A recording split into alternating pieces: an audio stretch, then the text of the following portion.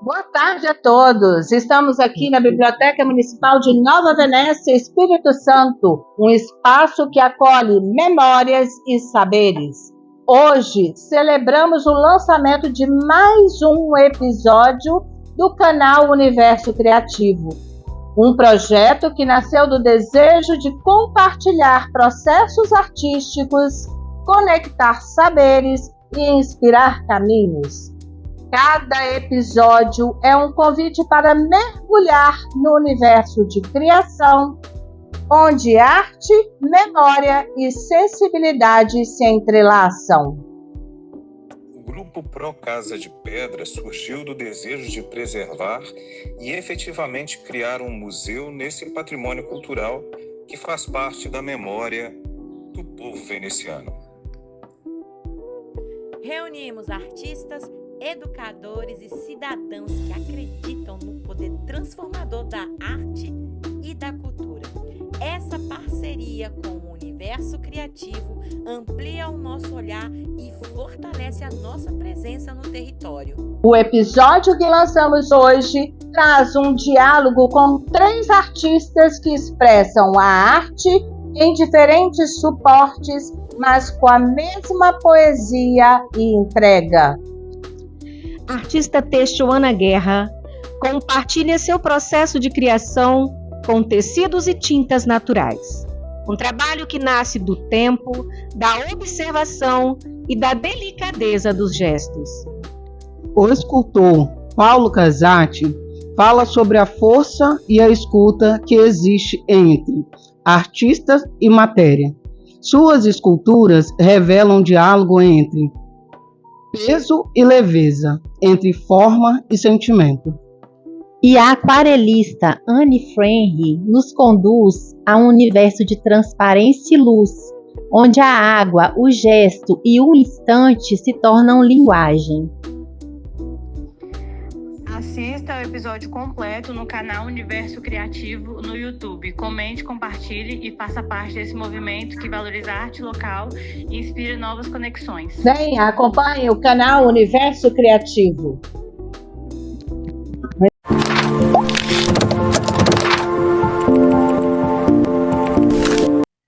Que bom! Estamos muito felizes de estar aqui com o Universo Criativo, numa live maravilhosa, e chamamos ao palco agora Paulo Cavati. Chega aí, Paulo. Tudo bem, Paulo? Tudo bom, uma boa tarde. Boa tarde, desde já agradecendo nessa participação desse escultor que vai nos contar um pouco, né, sobre o seu trabalho.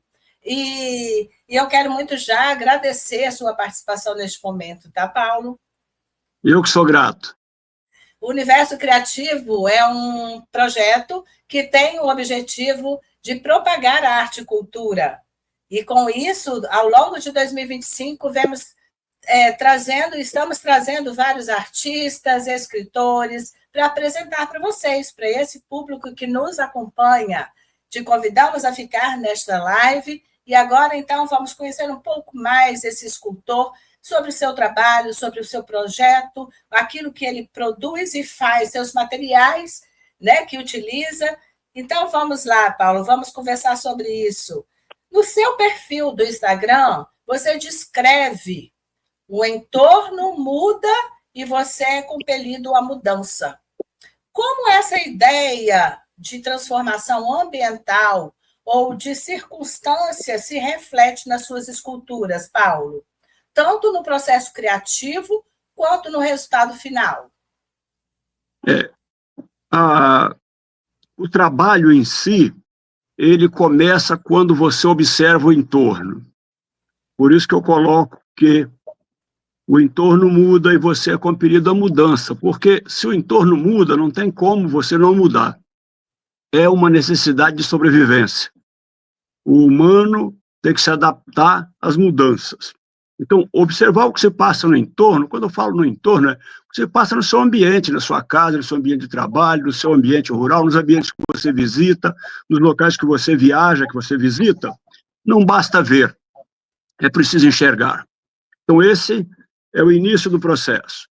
Então, o processo criativo, ele se baseia em algumas coisas que há uma falácia de que, eu tive uma ideia, isso não basta. Ter a ideia é uma coisa interessante, mas ela sozinha vale nada. É preciso que ela seja transformada. Então, para além da observação, da observação você tem a ideia, da ideia você precisa de uma dose muito boa de determinação para você buscar aquilo que você está querendo e de você sonhar com aquilo que você pode fazer em função daquilo que está mudando no seu entorno. Então, primeiro você mentaliza a necessidade da mudança, depois você desenha e depois você põe a mão na massa, que é quando você executa com o que você dispõe. Muita gente fala assim, mas eu não tenho material, eu não tenho isso. Isso não existe. Você vai executar com aquilo que você tem à mão, primeiro. É assim que o processo começa. Não tente inventar, ou seja, produza com aquilo que você tem à mão e coloque a sua ideia em prática. Aí você começa a existir. Quando você pega algo que era apenas uma ideia, que ninguém sabe o que estava na sua cabeça, depois tem um desenho que você já pode mostrar para um terceiro, e depois você produz alguma coisa que você diz, aqui está o produto. Quando você faz isso, você enxerga que não é necessário muito recurso para que você produza algo diferente, para que você crie. E isso está presente no meu trabalho, né? Porque o Darwin diz que não é o mais forte que sobrevive, mas é aquele que tem mais capacidade de adaptação. Então, a gente está trabalhando para instigar o observador a ele observar a mudança e, de fato, mudar. É isso. Paulo, assim, aproveitando um pouco dessa sua fala, né? E não se preocupe, né, se a gente sair um pouco daquele combinado, mas é muito importante, porque vem durante o nosso diálogo. Okay. Quando você fala, e eu acho que isso é de suma importância, né? Que a ideia ela vem você observa tudo que está em torno, né? E isso vai trazer uma interferência no seu interior, né? Que vai gerar uma ideia e nada impede que essa ideia ela mude no percurso da sua produção, né? Mesmo que você faça um esboço, um desenho inicial, aí eu te pergunto, né? E um paralelo. Você já foi compelido a mudar esse esboço inicial para gerar o seu produto, que depois fala, nossa, saiu até, né? Saiu do script, mas eu fiquei satisfeito com esse trabalho. Desculpe se eu não fui claro na primeira abordagem, mas a questão é o seguinte, a ideia inicial ela é apenas uma ideia, ela é feita para mudar. O desenho também é feito para mudar, por isso que você desenha. Então, não existe erro. É uma importância a gente deixar isso bem frisado aí para o nosso público. Não existe erro no desenho, o desenho é para mudar mesmo. E você vai mudar até chegar a um ponto que diz, a minha ideia está aqui retratada. E ela vai estar retratada, então, quando você materializa. E interessante que, das mudanças todas, a maior delas acontece na bancada, acontece quando você vai para a mão na massa. Ali é que define, na escultura, ela é definida quando você vai pôr a mão na massa. Ali que você faz o acabamento, o aprimoramento da ideia, e eu costumo dizer que o Leonardo da Vinci disse que um artista, quando uma obra está pronta, ela nunca está pronta, ele apenas abandona a obra, né? Mas eu penso ainda um pouco diferente, com a vênia do gênio, Leonardo da Vinci, mas eu acho o seguinte, uma obra está pronta quando o artista tem coragem de apresentá-la ao público. Ou seja, o meu melhor está aí.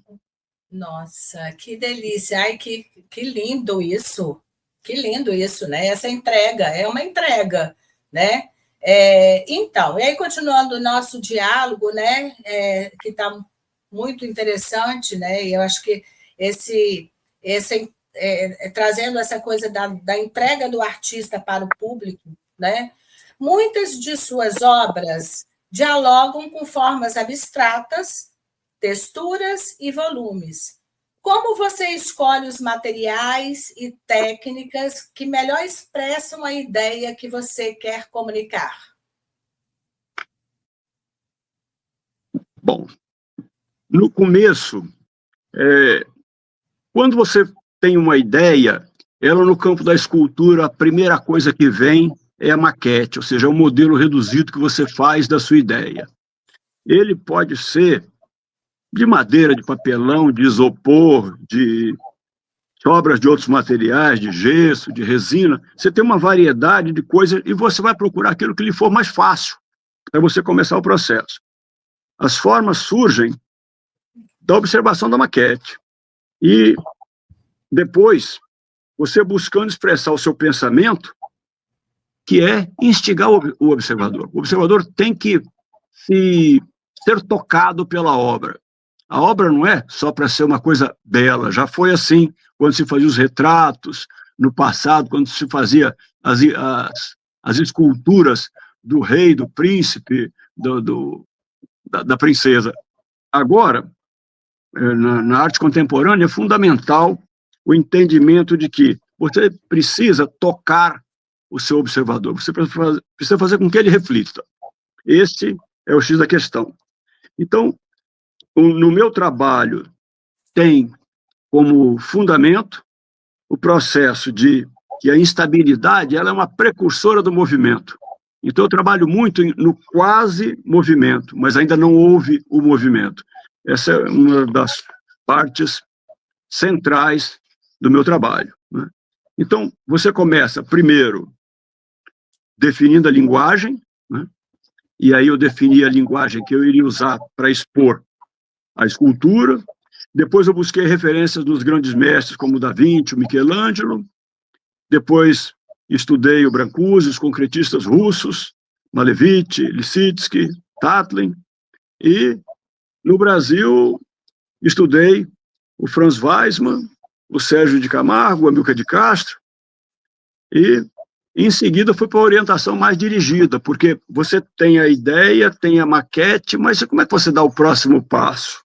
Então, eu procurei orientação de Charles Watson, com as masterclass de criatividade que ele expõe as questões. Muito do que eu digo aqui, aprendi com ele. Depois eu tive a mentoria do Sérgio Fingerman, que eu já fiz 4 semestres de mentoria com ele. Para quê? Para dar um direcionamento à questão. Então ele fala assim, procure ver o Brancusi neste aspecto, procure ver o Picasso nisto. Então, isso aí são orientações. Depois eu estudei, agora em 2025, 4 meses com o Sandro Novaes, que voltou da Espanha com um doutorado em escultura. Eu falei, impossível não ter algo novo, um homem que vem com conhecimento up-to-date, aí, né? Ou seja, eu retornei com essa questão a flor da pele, né? E o Vilar, que é um mestre da escultura. A partir disso, o trabalho começa a se transformar e ganhar corpo.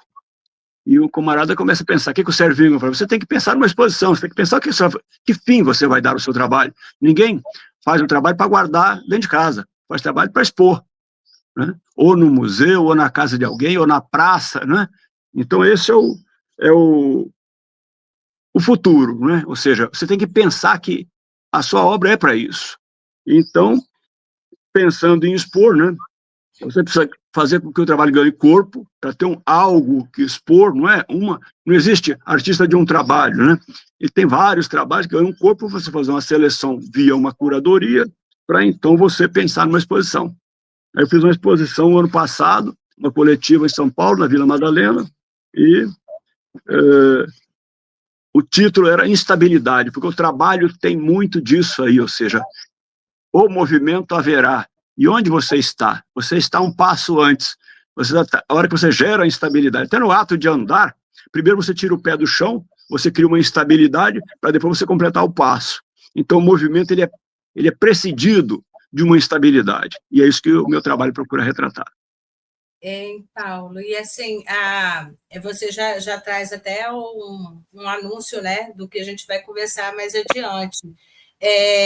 Mas é justamente essa virada de chave. Você fala e cita, né, inúmeros artistas que fizeram, que consolidaram, né, a sua sua forma, sua linguagem, a sua expressão através dos materiais que você vai estar comentando conosco agora, escolhido, né, por você, e essa trajetória de utilização desses materiais que você aponta essa questão do equilíbrio, né, da instabilidade e do equilíbrio.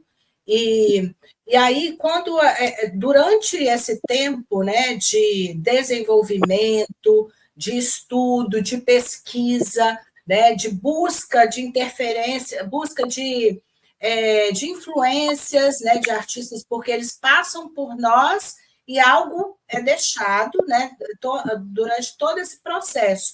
Ao longo desse tempo, você observou essa evolução no seu trabalho artístico? Qual foi o ponto de virada mais marcante na sua trajetória, tanto em conceito quanto técnica, e mesmo na questão da escala das obras? Existe uma coisa que é curiosa, que você, a rigor, não sabe para onde você está caminhando. Você tem uma ideia, mas o processo, ele vai te moldando. O ato de fazer te leva a mudar, por exemplo, do material, não é? Eu comecei com a madeira, mas alguém disse, isso eu posso colocar no jardim? A pergunta que me foi feita por um interessado. Aí eu digo, mas no jardim não, porque a madeira não vai suportar as intempéries. Então, você precisa de outra solução. Foi onde eu parti para fazer umas peças em aço. Eu reproduzi peças que eu tinha em madeira, feitas em aço. Aí fiz, tratei, pintei, me restringi ainda a poucas cores para não fazer com que a cor... Isso foi lição aprendida com o mestre Vilar. A forma tem que sobrepor a cor se você quer fazer escultura. Então, eu tenho que trabalhar para mostrar a forma. A cor é secundário nesse caso. Então, o que muda? Você começa trabalhando com uma maquete pequenininha e você começa a ganhar escala. Então, primeiro eu fiz uma peça que era um cubo de 5 por 5 por 5. Era o que eu tinha na mão de madeira e fui fazer a montagem dos 2 cubos. Tudo bem, foi o primeiro passo. Segundo passo, faça maior. Faça ele com 30 por 30. E montei a mesma peça, só que maior.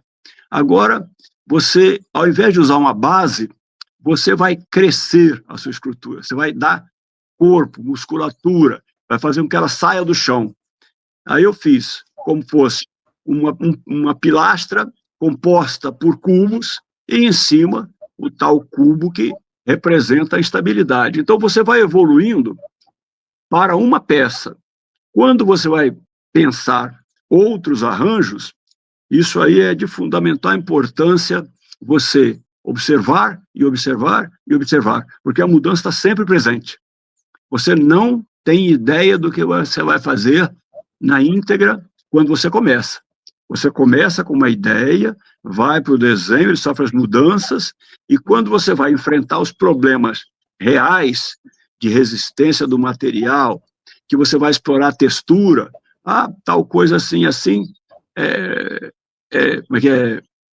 Emite muita luz, ou seja, reflete muito, você tem que trabalhar com material fosco. Então, isso aí já vai você trabalhando para uma outra ideia, porque se refletir não fica adequado, não fica muito estético. Então, tudo isso acontece quando você caminha para, primeiro, estudar novos materiais, visitar as exposições, perceber que novos materiais estão sendo utilizados, porque tem uma gama de material que é muito nova. Resinas, por exemplo, são coisas bastante recentes.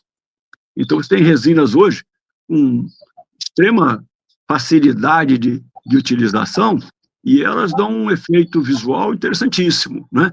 Pode ficar ao tempo. Então, isso aí é desta forma que você evolui. Você começa num processo, mas não pode de jeito nenhum se limitar a ele. Você tem que estar aberto à entrada do novo material, da nova textura, das composições, porque eu tinha uma dúvida se a resina podia compor, né, com a madeira, e aí eu vi um trabalho feito que ficou amarelado, visitei uma feira e lá tinha alguém expondo uma resina e afirmou, custava 5 vezes mais, é outra história. Mas, assim, a minha resina não é amarela. Então, você faz um trabalho, né, já com uma garantia de um fabricante que o novo material tem uma resposta àquilo que você quer fazer. Então, essa adaptação ao novo é fundamental para que o artista tenha o seu trabalho crescendo e ter um corpo de trabalho interessante, possível de ser exposto. Em Paulo, e assim, você viu que a gente, no diálogo, a gente vai trazendo, né, essas informações num contexto, né, durante a conversa, né, e outras vão surgindo. Eu estava aqui pensando, né, a gente sempre está estudando, o artista, ele estuda, né, busca tá se inovando e, ao mesmo tempo, acompanhando as novas possibilidades. Você estava comentando a respeito da resina, como a resina tem vindo, né, já há algum tempo com força, e, ao mesmo tempo, nos preocupa, né, um olhar sobre o meio ambiente, né, algo que já vem sendo estudado há algum tempo, né, na questão do sustentável, e isso acaba acarretando também na nossa escolha de materiais e na forma que a gente coloca para o público, né, o nosso trabalho. Acho que você está aí, lembra para a gente, você está aí em Marechal Floriano, fica próximo, conta para a gente um pouquinho, lembra para a gente aonde você está situado. Eu moro em Vitória e pego a 262, chego em Santa Isabel, entro 12 quilômetros em estrada de terra para chegar onde eu estou, que é o Alto dos Tucanos. É um lugar aqui maravilhoso, onde o silêncio só é quebrado pelo canto dos pássaros e pelo som do vento nas árvores, ou seja, é um privilégio. E esse ambiente, ele traz uma calma que você precisa, e o tempo passa mais devagar quando você se detém a olhar mais detalhes daquilo que está fazendo.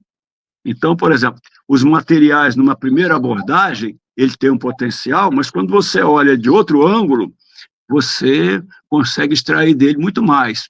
Então, eu a partir de um salto de sapato que eu vi na padaria Monte Líbano, lá em Vitória, eu achei interessantíssimo, vim pensando nele até aqui, e uma raiz de camará foi usada para fazer o salto. Depois eu fui procurar a segunda parte, que eu queria fazer um sapato, e fiz uma homenagem ao Dia Internacional da Mulher, fazendo uma obra que eu chamei de Cinderela. E aí, para que ele tivesse um ar de abstração também, eu coloquei 2 cubos para compor a peça e uma base preta, porque a Cinderela pisará com dignidade o asfalto. Então, por isso que... E isso é uma composição, tá certo? Eu comecei de um salto que eu vi no pé de uma pessoa, vim pensando nele nos 60 quilômetros que andei de Vitória até aqui. Depois, aqui tinha uma parte que era o salto em si, que eu tinha uma peça de madeira que eu disse remetia a isso, mas na parte do pé mesmo para frente eu tive que arrumar uma madeira que fosse adequada. Aí eu arrumei uma outra raiz, encaixei as duas, mas ainda não estava completo, porque a parte abstrata que eu queria colocar aqui era quem pisará este sapato, que era interessante, e onde e em que forma esse sapato pisará o asfalto, ou seja, ir a público. Né? Então, isso é um processo de criação onde eu só usei materiais da natureza para fazer aquilo. Ele é todo de madeira e retrata o sapato da Cinderela, que é história bem conhecida. Olha, a gente poderia ficar aqui, né, há algum tempo conversando mais sobre o seu trabalho, sobre essas possibilidades, né, de expressar para o espectador, né, a sua ideia, e você viu que foi de uma forma, né, muito gostosa essa conversa, e eu desde já agradeço a sua participação no canal Universo Criativo, o aceite de estar aqui conosco, contando, né, para um pouco dos seus fazeres para esse público que nos acompanha, e que a gente possa fazer mais momentos como esse, de propagar a arte e cultura, de forma a trazer, né, o público ao conhecimento do trabalho de diversos artistas e escultores. Paulo, deixa aqui um recadinho para o público e o seu endereço, aonde encontrar lá nos canais das redes sociais de comunicação, seu Instagram, como te acha? Ok. O meu trabalho, ele está em @casate.art no Instagram, casate.art. E lá no Instagram, no Linktree, tem o meu portfólio, e no portfólio tem lá meu endereço, meu telefone, tem as peças que eu fiz mais recentemente. E chama atenção para uma figura fundamental, que é um desenho do Homo Máquinos, que é o homem escravo da máquina, porque a essência do trabalho redunda nisso aí. A máquina está avançando sobre o homem e é preciso que ele observe, porque o comando está mudando de mão. E isso é muito importante a gente observar. Ou seja, a arte tem esse papel de fazer com que as pessoas pensem, né? E muito ainda há por vir. Pode ter certeza que tem muita coisa sendo feita e eu mesmo ainda tenho bastante coisa para colocar em prática. Muito obrigado. Que maravilha! Agradecemos aqui, Paulo Casati, a sua participação aqui no canal Universo Criativo.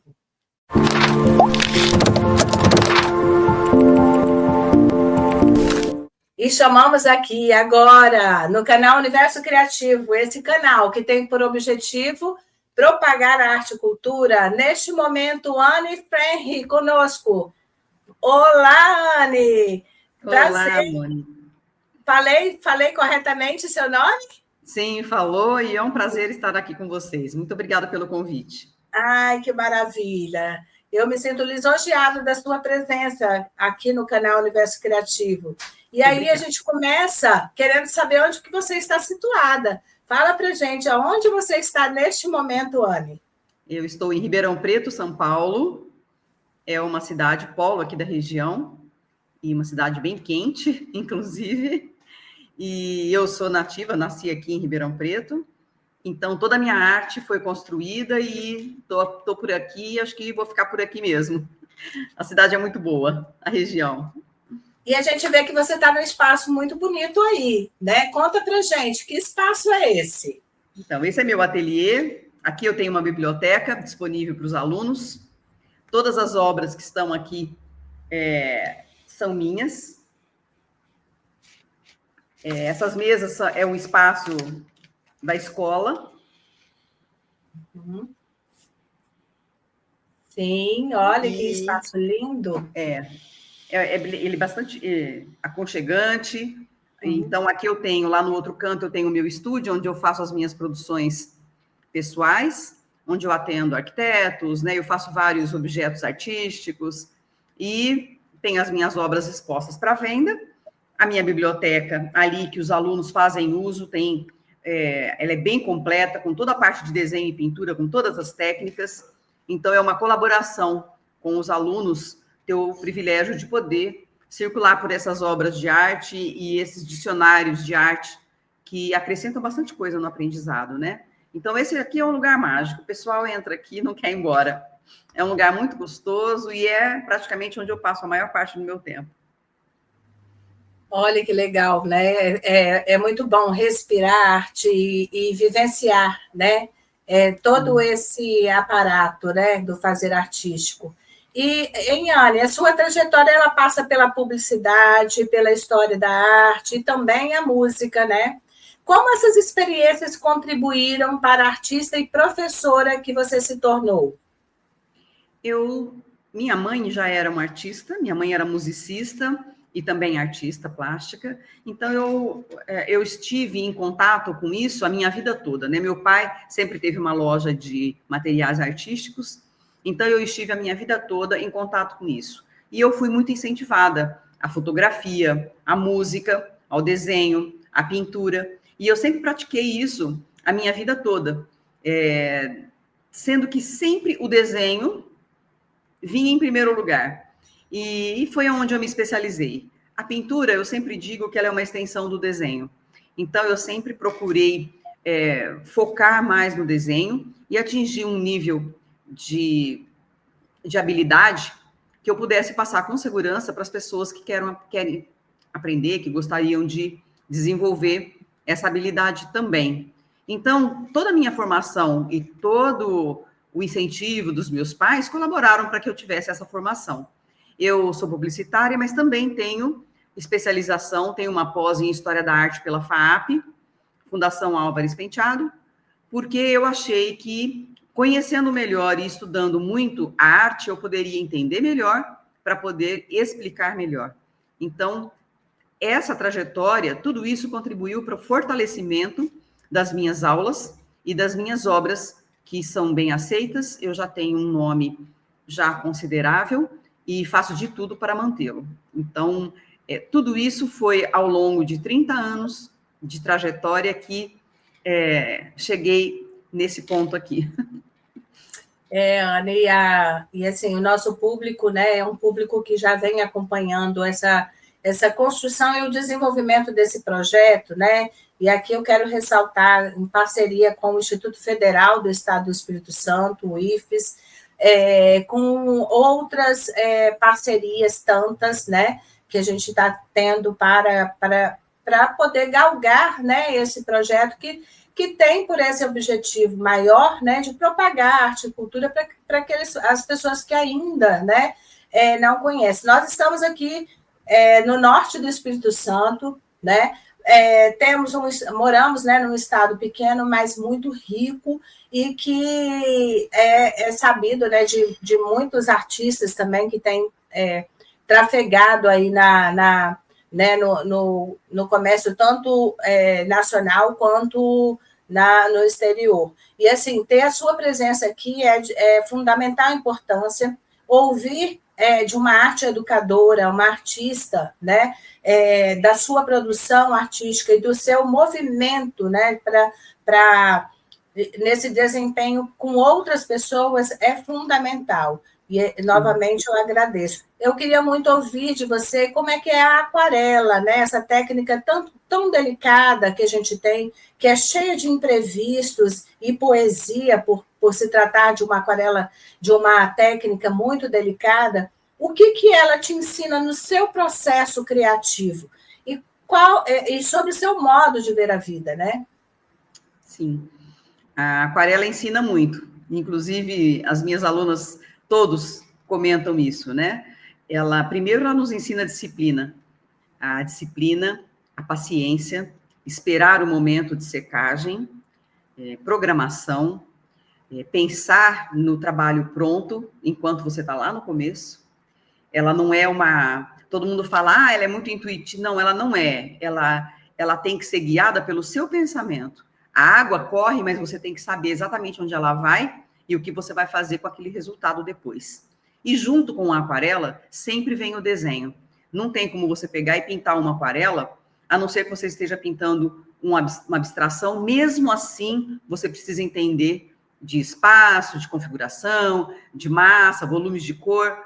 Então, a aquarela, ela é um estágio avançado do desenho, onde você consegue se expressar de maneira fluida, mas sempre com um respaldo teórico e uma prática de desenho e de pintura em outras técnicas. Então, muita gente fala, nossa, aquarela é dificílima, eu não consigo pintar. Exatamente por isso que eu estou dizendo. Ela é complexa, ela é exigente e ela faz com que você fique atento o tempo todo. Para minha experiência de vida, para minha experiência criativa, ela é a técnica ideal, tanto que é a minha especialidade. Por quê? Porque conforme você vai trabalhando, as manchas vão aparecendo, elas te despertam imagens, despertam formas, volumes, e uma cor puxa a outra. Então, para mim, pessoalmente, isso não é uma regra, eu me aproveito dos momentos de fluidez, as manchas que aparecem para fazer as minhas criações. Então, eu tenho trabalhos vastos, assim, feitos dessa maneira, e é um dos que eu mais gosto de fazer. Então, a contribuição na aquarela, no meu processo criativo, é 100% positivo, e a contribuição dela para a minha vida profissional, pessoal, é enorme, porque ela me ensinou realmente as etapas, a respeitar procedimentos, estar sempre ligada, foco, atenção no momento que você está vivendo, deixar a ansiedade um pouco de lado e prestar bastante atenção em tudo que acontece à sua volta. Na aquarela, você tem que respeitar o clima que você está trabalhando, a temperatura, tudo influencia no seu trabalho. O material que você está usando, o papel que você está usando. Então, é 100% de foco. Então, para mim, pessoalmente, ela foi a minha salvação. Ai, que delícia ouvir, né? A gente teve alguns artistas durante o ano de 2025 aqui conosco. Eu acho que vale até, a gente precisa retomar, né, algumas coisas.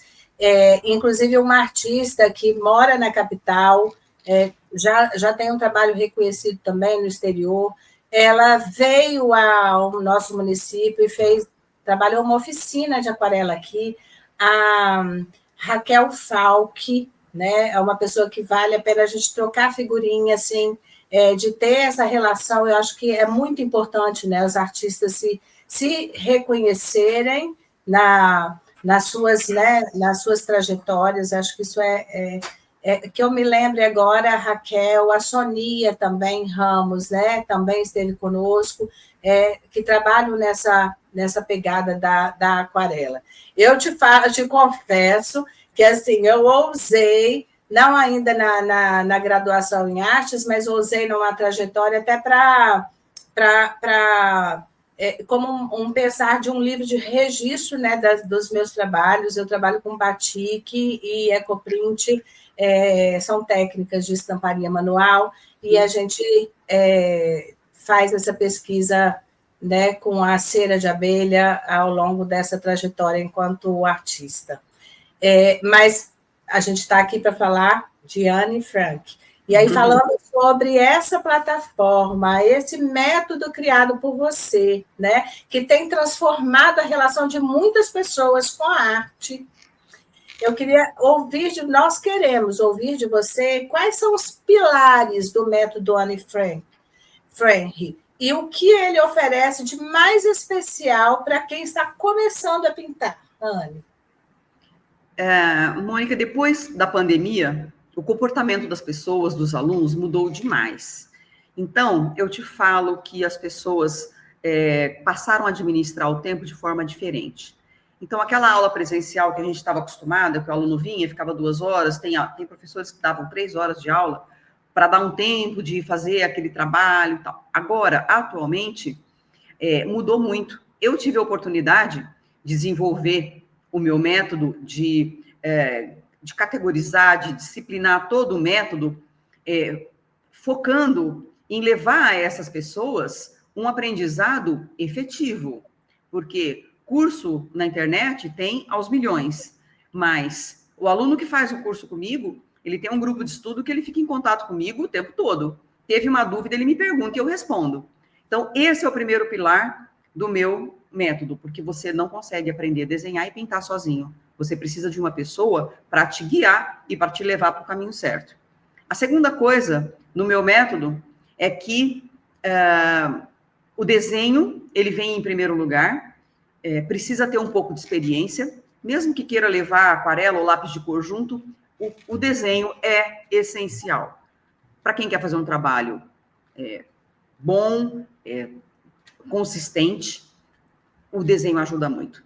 E uma outra coisa que o desenho ajuda é a organização mental. Ele organiza o seu cérebro para ele trazer todas aquelas informações que você quer e que você planeja, você tem como objetivo no seu trabalho.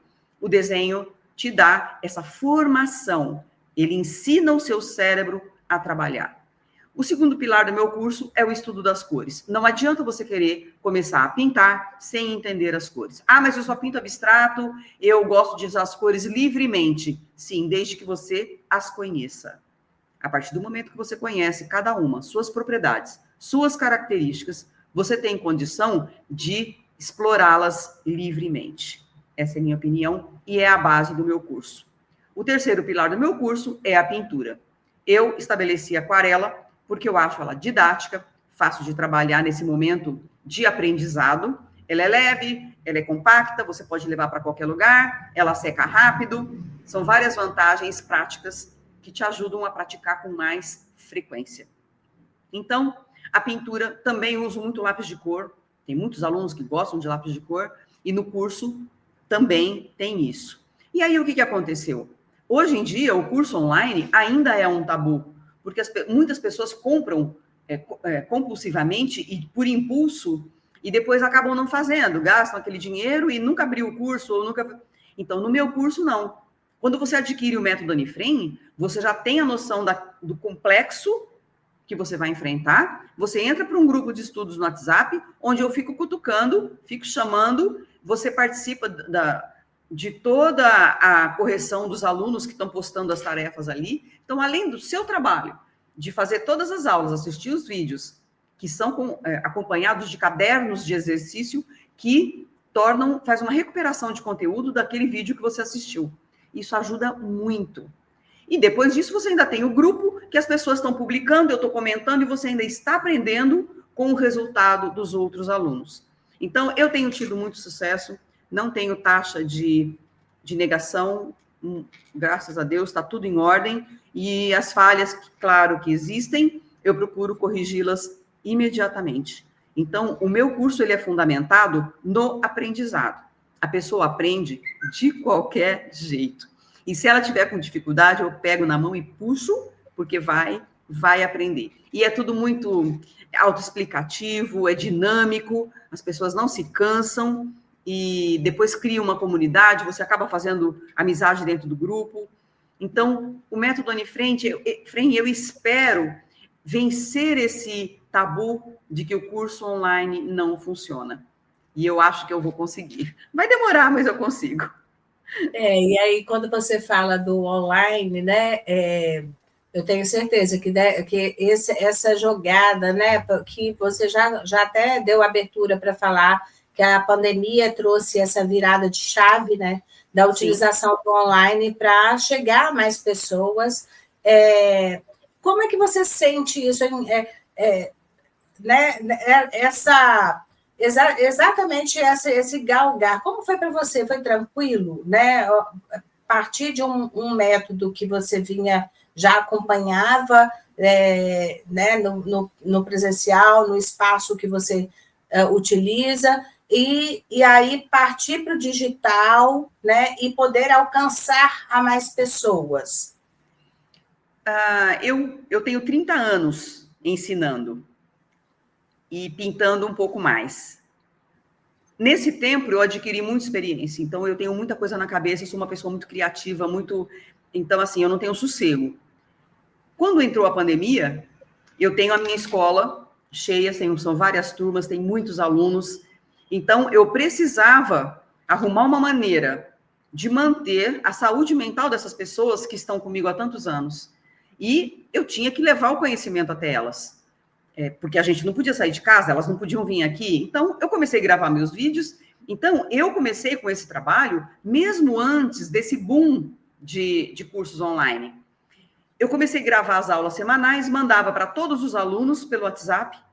Todos faziam, mandavam, eu fazia a correção. E, às vezes, assim, 11 horas da noite, tinha aluno mandando tarefa para eu corrigir. E todo mundo conversando, todo mundo se animando. Eu mantive a minha escola em pleno funcionamento.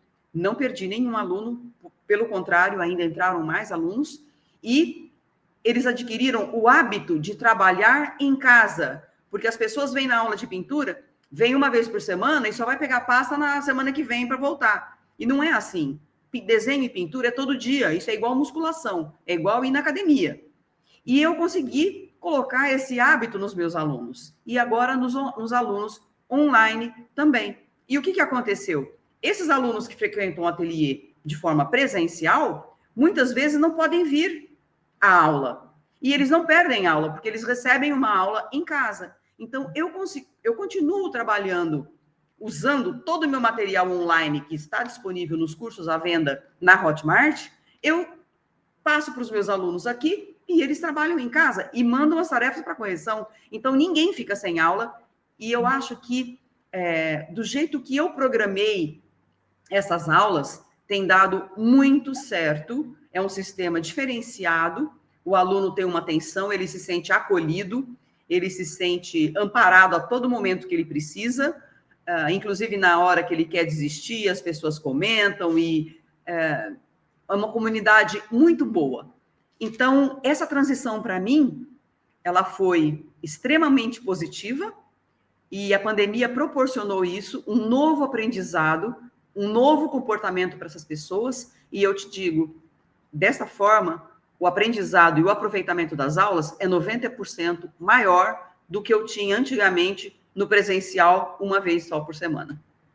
Olha que maravilha, né? Poder fazer a diferença na vida das pessoas, de tantas pessoas, né, Anne?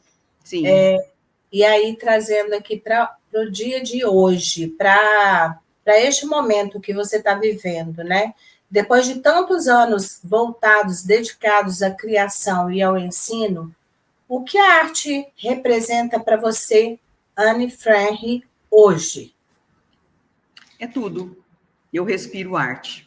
A arte, para mim, é vida. Onde quer que eu vá, eu tenho meu caderno dentro da minha bolsa, com a minha caneta nanquim, fico desenhando ao vivo, eu fotografo, eu faço presentes exclusivos, designs exclusivos. Então, assim, mesmo quando eu não estou no ateliê, o meu olhar está sempre colhendo informação, sempre buscando novidades. Se eu faço uma viagem, eu já busco conhecimentos novos, maneiras novas de usar as cores, tendências novas. Então, eu vivo em função disso. Quando eu estou trabalhando, quando eu estou viajando, quando eu estou passeando e quando eu estou descansando. Até na hora de dormir. Então, eu posso te dizer que eu respiro arte, não tem outro jeito. Depois desse falar, sim, é tão dedicado, né, a esse alunado, né, e interessados, e a gente traz para esse público, né, o interesse pelo fazer artístico, de modo que faz tão bem para a pessoa, para o seu ser, né? Eu tive a oportunidade, no pós-pandemia, também de cursar arte-terapia. A gente é uma especialização que há muito, né, eu queria fazer, e isso veio após a pandemia, e, assim, a gente entende melhor, né, como a arte faz, né, a pessoa se realizar, né? Ela modifica as pessoas. Modifica, exato. Ela transforma vidas. Transforma. E ela é uma terapia em si. Exatamente, Anne. Olha, Anne, que prazer enorme novamente falar com você. E aqui, quando as pessoas quiserem conhecer, né, melhor Anne Franri, além desse momento que nós, né, trazemos aqui, aonde procurar, Anne, a sua rede social, a sua plataforma, você pode nos indicar aqui? Sim, eu tenho o meu Instagram, que é Anne Franri, @AnneFranri, o Facebook também. Todos os meus cursos estão na Hotmart, então lá tem o Hotmart Club, onde você entra lá, coloca meu nome, aparece todos os cursos, masterclass, tudo que tem lá. E agora eu estou entrando com um produto novo, que é um livro de colorir, você aprender as cores colorindo, que vai ser muito bom, vai entrar na Hotmart logo, logo. Então, é o melhor caminho. E no Instagram, no @AnneFranri, lá na bio tem todas as informações para contato, o link dos cursos, tem o direct, né, que você pode mandar uma mensagem também. Então, hoje em dia, a gente é muito fácil de achar. É só conhecer o nome. E a gente vai ter o cuidado de deixar aqui embaixo, né? Depois que bom. Aqui é certo, né? Os endereços dos artistas, tá bom? Que bom, que bom. Eu estou muito feliz de estar perto de uma região como essa, uma região tão linda quanto o Espírito Santo.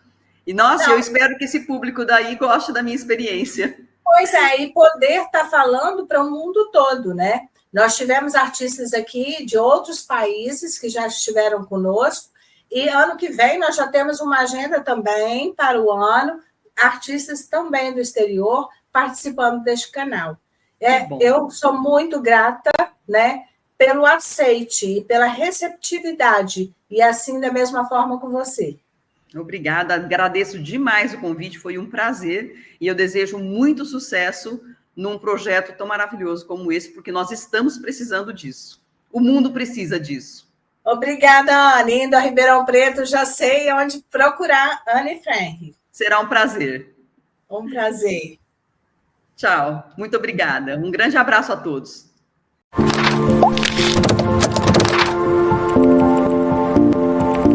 Ei, Ana, que prazer tê-la aqui no canal Universo Criativo. Oi, Mônica.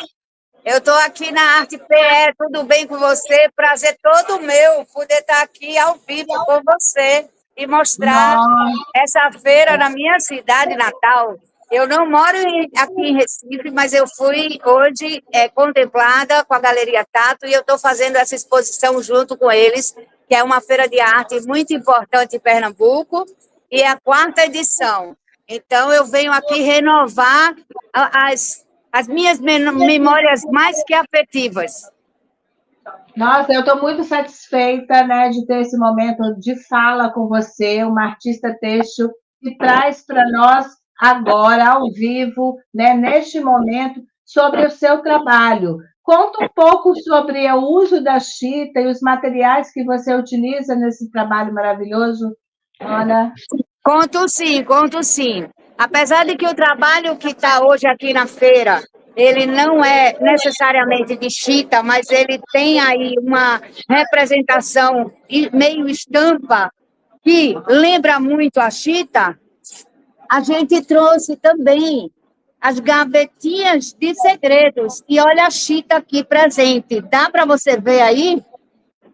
Sim, Ana, estamos vendo. Essa é uma escultura têxtil, onde a gente tem a chita, representando a arte popular brasileira. A gente tem a madeira, que representa a minha passagem pela marcenaria. E a gente tem também o resíduo têxtil coletado em São Paulo de empresas que trabalham com lã, com tricô, que eu chamo que é o carinho que eu recebi, o aconchego que eu recebi nesses 20 anos de morada em São Paulo. 20 anos de morada, 20 anos de arte dentro da cidade de São Paulo. Então, a chita entra no trabalho como memória visual, como expressão de arte popular, que sempre foi a minha maior alegria do mundo, olhar para o artesanato pernambucano, que foi o primeiro que eu conheci desde muito nova, e depois o artesanato do Brasil e do mundo, por onde a minha arte já passou em mais de 10 países. Com essa memória, eu comecei a contar a história de alguns contos populares, mas de uma forma mais abstrata, onde você vê aqui nessa tela que ela tem tinta a óleo, tinta acrílica e cera de abelha. E ela traz um corpo de textura muito parecido com o que eu represento hoje na escultura têxtil.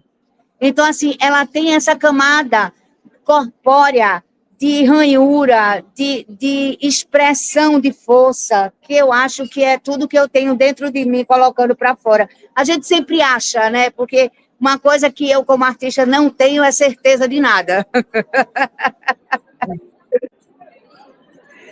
Você já demonstra essa personalidade forte, firme.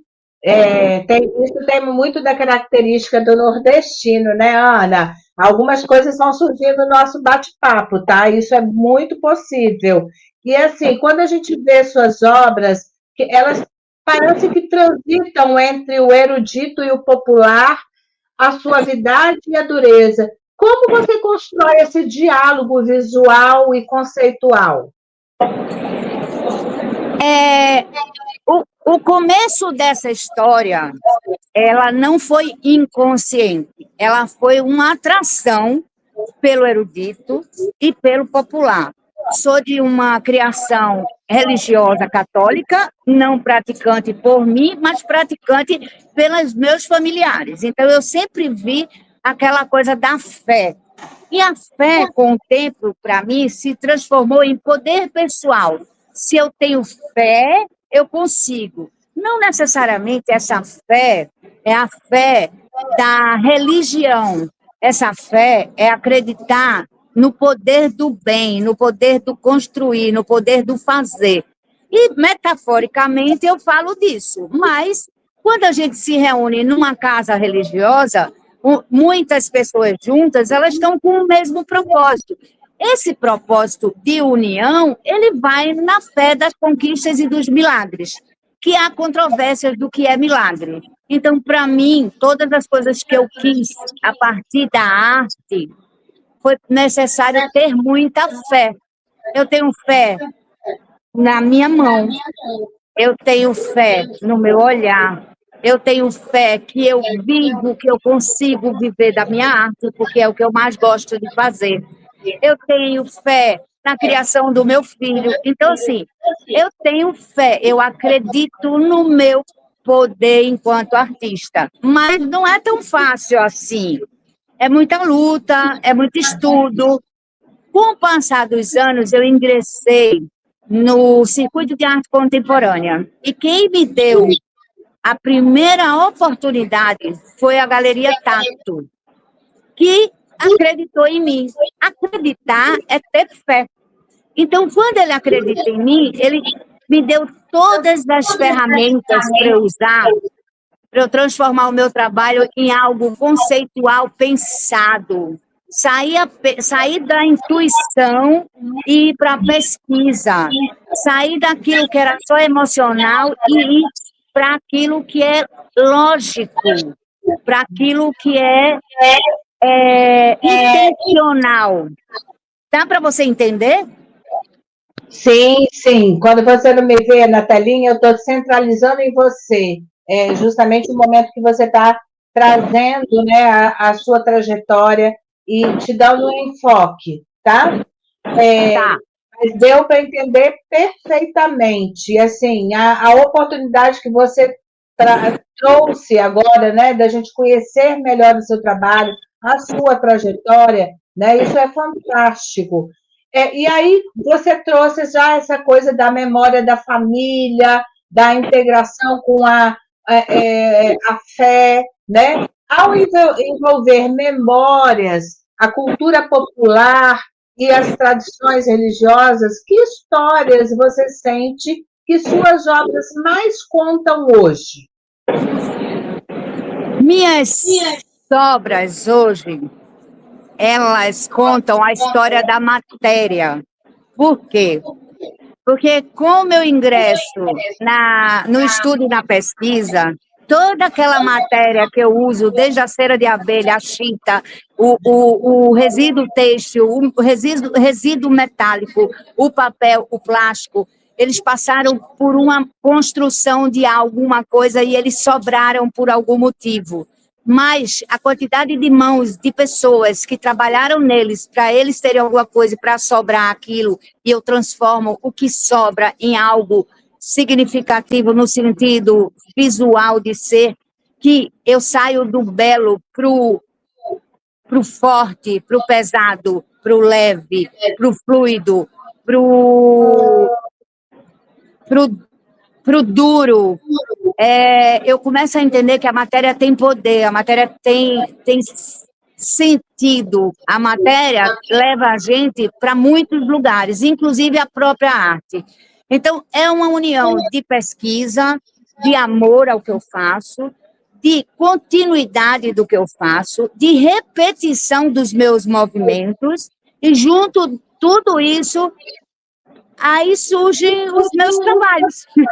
E há quem diga que é lindo, há quem diga que é forte, há quem diga que é poderoso. Então, você escolhe o que você quer achar em tudo isso. É justamente esse movimento, né, de fazer o que vem de dentro, porque quando você traz da importância da pesquisa, mas vem junto, né, aquilo que já está internalizado em você, que é o seu ser, né? E aí, quando você incorpora essas estruturas de madeira, as peças têxteis, dando uma nova dimensão às obras. Que importância é essa relação entre o plano e o espaço da sua produção? Qual é a importância dessa relação entre o plano e o espaço da sua produção, Ana? Serei uma eterna, enquanto viva eu for, pesquisadora da importância das coisas, tá? Mas, assim, o meu processo de trabalho, ele começa trazendo à tona todas as matérias e os materiais com os quais eu me identifico por algum motivo, seja ele emocional, afetivo, familiar.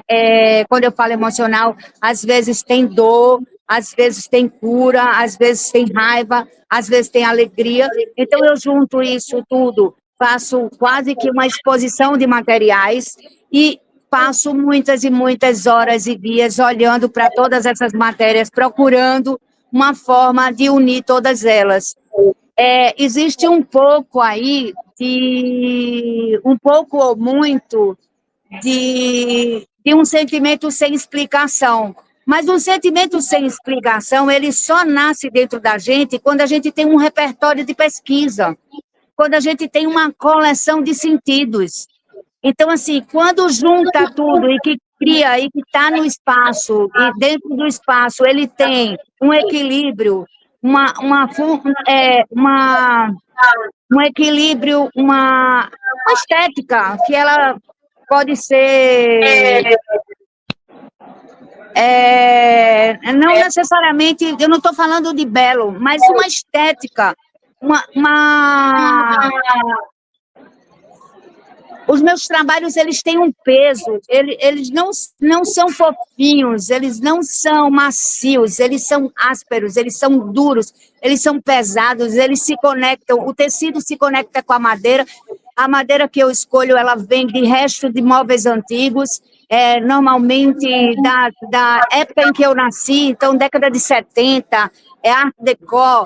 Então, quando eu vejo essa materialidade se destruindo, eu trago ela para um resgate, eu trago ela para uma ressignificância, e aí junta tudo e cria um corpo que no espaço, a curadoria diz que eu sei resolver o espaço. Então, existe intuição nisso. Existe amor ao que se faz e existe a repetição, como eu falo agora há pouco, e quanto mais você faz, mais você entende aquilo. E mais você... Existe uma coisa chamada estilema também, que da pintura ao tecido, da pintura à escultura de tecido, à escultura de metal, você percebe que Ana Guerra passou ali, né? Então, ainda é muito difícil para mim definir nitidamente o que é isso. Eu acho que é difícil para todo artista. Ana, e aí, quando a gente trata, né, dessa exploração de vários materiais e projetos que vão acontecendo, né, no percurso, quando você hoje está aí em Recife, né, na sua terra natal... Eu já sei o que é que você vai falar, o que é que eu sinto? Orgulho!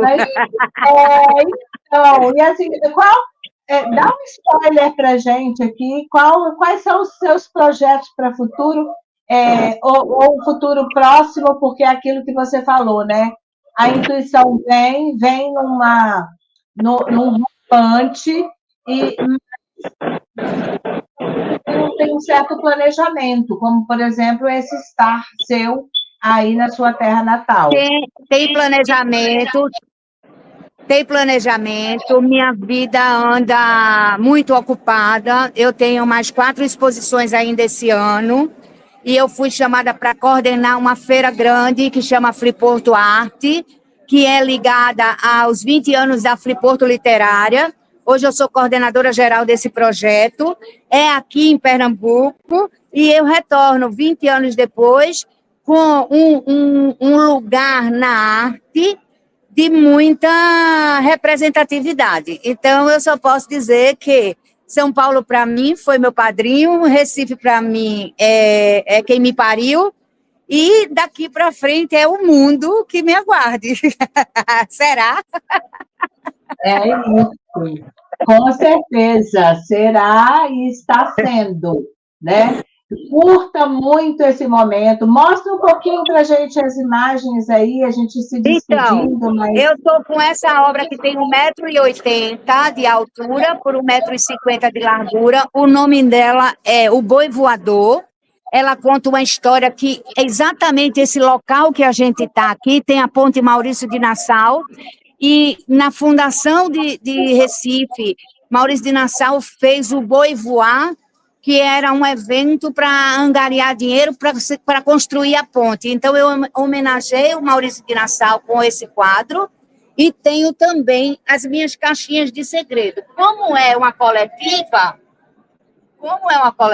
não tem... Amanhã vai trocar, eu vou ter outras peças por aqui, mas eu vou te mandar umas fotos depois de mais obras minhas, tá? Show. Só que eu vou te mostrar aqui o stand. O stand está muito bonito. Nossa, e são 7 artistas nesse stand. show, lindo. Fantástico, Ana. Mônica, eu queria lhe agradecer pela oportunidade, tá? E mandar um beijo grande para todo mundo. Eu que agradeço. Eu estou falando aqui do Espírito Santo. E você, está falando da onde, Ana, e onde te encontrarem? Eu estou falando agora da Arte PE, um evento de arte, uma feira de arte em Pernambuco, aqui no centro de Pernambuco, numa construção nova, um centro de convenções na frente do novo hotel, um lugar lindo, junto do pier onde tem o porto dos navios. Eu vou te mandar foto. Isso. E se as pessoas quiserem te encontrar, me fala onde te encontrar, qual Instagram, rede social que você utiliza. O meu Instagram é @Ana com 2 N's, Guerra, _arts. Você me encontra no Instagram, pode mandar mensagem que eu respondo, e a partir do Instagram eu te mando o meu WhatsApp, através da mensagem do Instagram, que é o melhor canal para falar comigo. Show, Ana. Aqui, eu te parabenizo pela forma de tratamento, pela acessibilidade em nos atender. Agradecemos aqui pelo canal Universo Criativo, a sua parceria, esse momento fantástico e, novamente, muito sucesso. Para nós, para a arte, né? Para a arte, vale a pena. Vale a pena. Tchau!